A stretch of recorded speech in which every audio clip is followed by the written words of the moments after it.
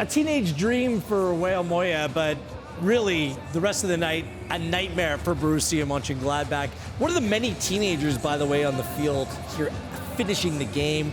Leonard Carl, Diber, Cardozo, Bischoff. Wow, the game has certainly changed, hasn't it? But when it comes to Bayern Munich, no Kane, no Davies, no problem. They win 4-1.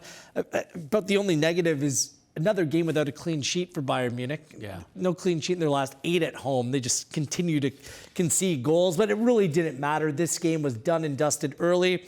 And the ideal way, resting a number of players, KJ, heading into a big couple weeks, starting with Tuesday against Atalanta. Yeah, they're just a joy to watch week in, week out here on OneSoccer, aren't they? You can just see the purring right now. We know the Atalanta game will be very important for them. I think Kevin Hatchard said it in commentary, just almost the perfect preparation for that. They will be favoured significantly to go to Bergamo and I think get goals. Whenever you watch the team, you know they've got goals in them. And I think that's what makes them so exciting to watch, as I said at halftime, regardless of whether opponent sits deep, goes after them, counters them. It doesn't matter what kind of opposition. They've got a lot of attacking thrust. Company deserves a lot of credit for that. It's not easy to do that, and he's brought that style to them. Now the next bit is just to go on there and win the big ones in May, and obviously try and win the Champions League. But overall, just an enjoyable team to watch. I think that's 37 goals now in 10 league games this year since the turn of the calendar year, and it's kind of averaging almost 4 per game, just as they got today. I want to stress this, KJ, because you follow these things as much as anyone. Fixture buildup, fixture congestion is wreaking havoc on top sides across European football's top domestic leagues, as well as the Champions League as well.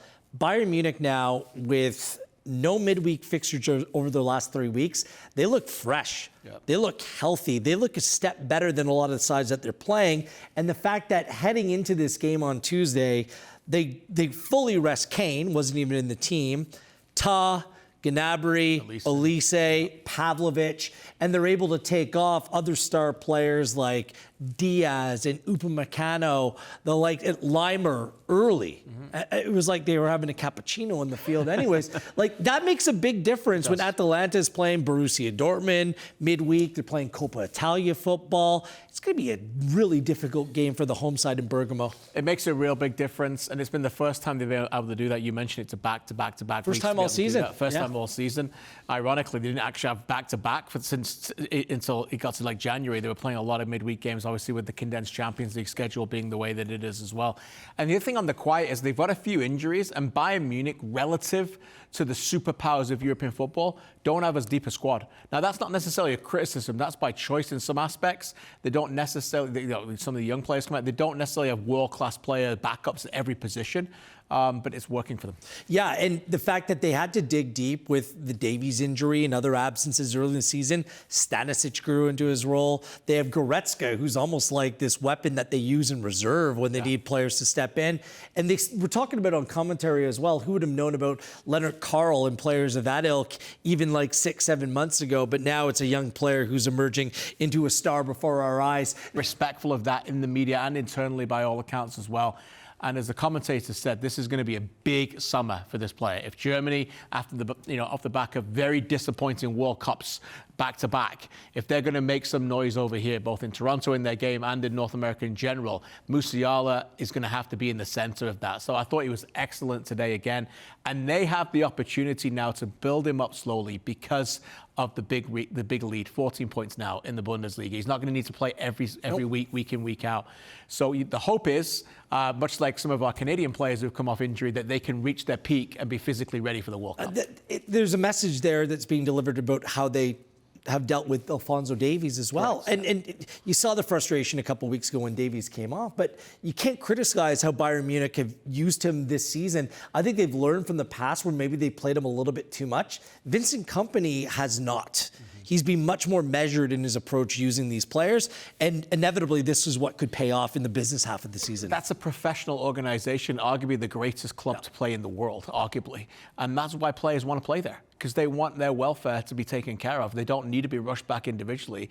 Of course, every player, particularly the way Alfonso's playing right now and not being playing enough, want to get back on the pitch as quick as possible. But you have to understand that they have got the best in the business of understanding your recovery and the road to getting back. For Nicholas Jackson, his right foot and his left foot are very good. I love his balance. Sometimes young players, you can tell if they have it, they have the athleticism, if they have the skill and talent.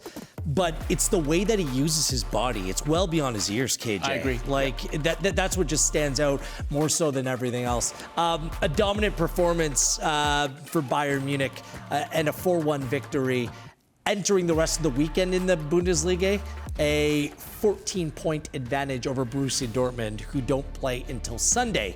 Here's the Saturday fixtures across the Bundesliga. Freiburg at home has been a very difficult team to beat. It's going to be tough for Leverkusen as they're looking ahead to the Champions League this week as well. Stuttgart, joint 4th place. They're away at Mainz. RB Leipzig, it's been an up-down season.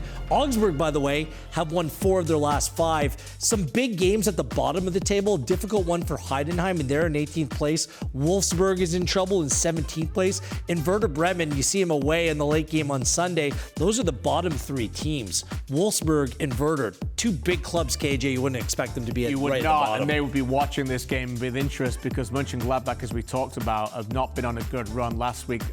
Now, let's be honest, their penalty that they scored last week to win that game is now only 1 win in 9, and they can get dragged in as we see the top first. But you can see that the battle for the Champions League spots very much open, and Leipzig have been up and down. Leverkusen still want to get in there as well, so lots to like about that. Bottom 2 teams go down, the 16th place team in the relegation playoffs, and it's jammed from Mönchengladbach all the way down to 18th place, Heidenheim. Leonard Karl was great. Bayern Munich, wonderful again.